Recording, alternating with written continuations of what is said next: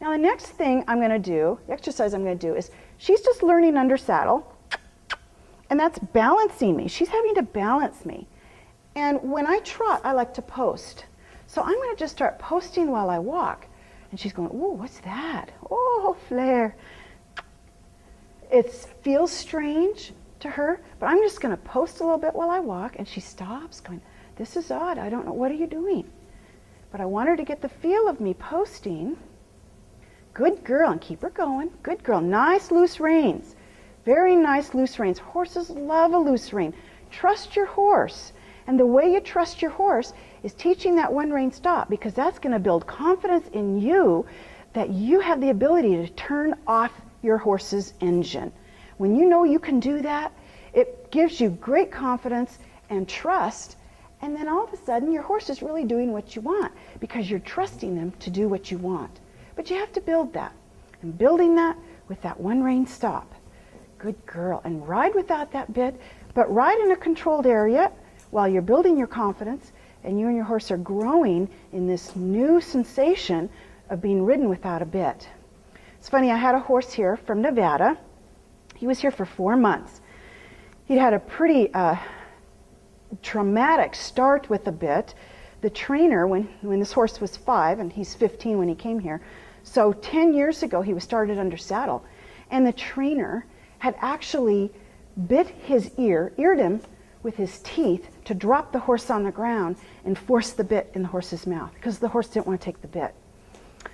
Well, he was forced to take that bit, and he then resulted in being a bucker. He reared. He was a pretty unhappy horse. He had a very obviously dramatic training start for him. I would say he was broken.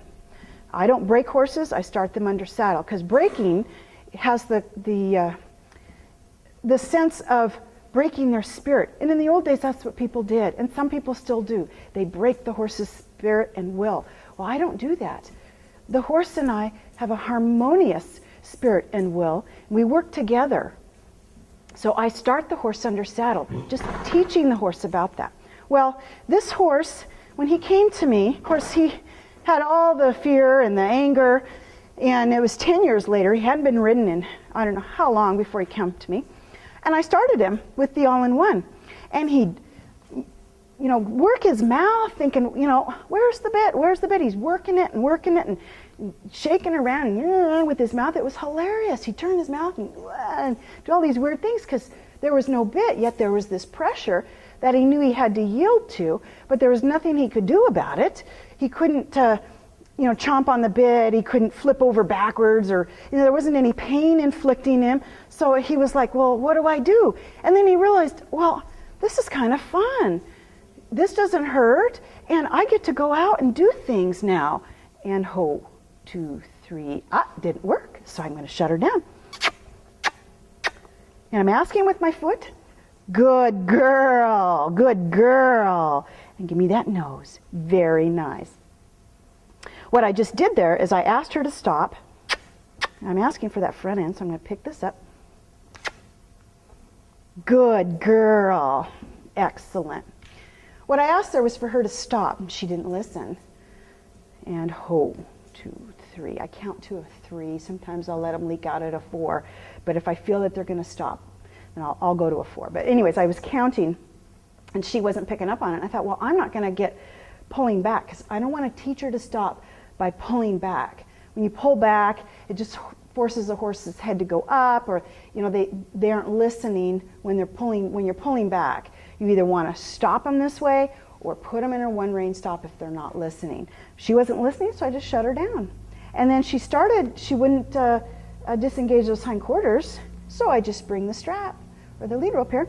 I just picked it up, and she started moving because she recognized that that's what I was asking, and that I was going to follow through and make her do that. Good girl. And so she did it. Very good.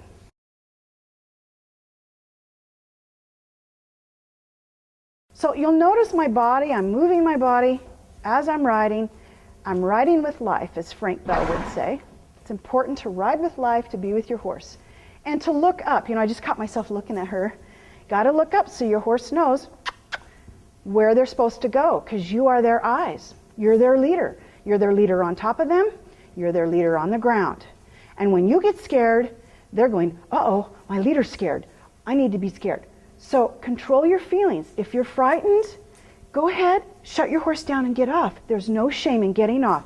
If you have a frightening moment, if your horse spooks or shies, and you need to get yourself back, get yourself relaxed over that, go ahead and get off.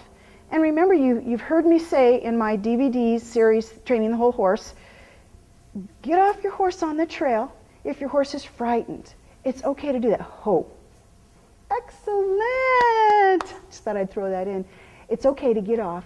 You're riding on the trail and the horse, you come to a stump and the horse is like, oh my God, it's a monster. It's okay to get off and go up to that stump and, oh, isn't that interesting? There's no shame in doing that. And you heard me say this before, I'm going to say it again. Don't listen to those people that are telling you just force your horse, make them do it. That isn't going to grow a trusting relationship. And that's what you need with your horse. A trusting relationship of leadership that you are providing and compassion that your horse can trust you in every situation.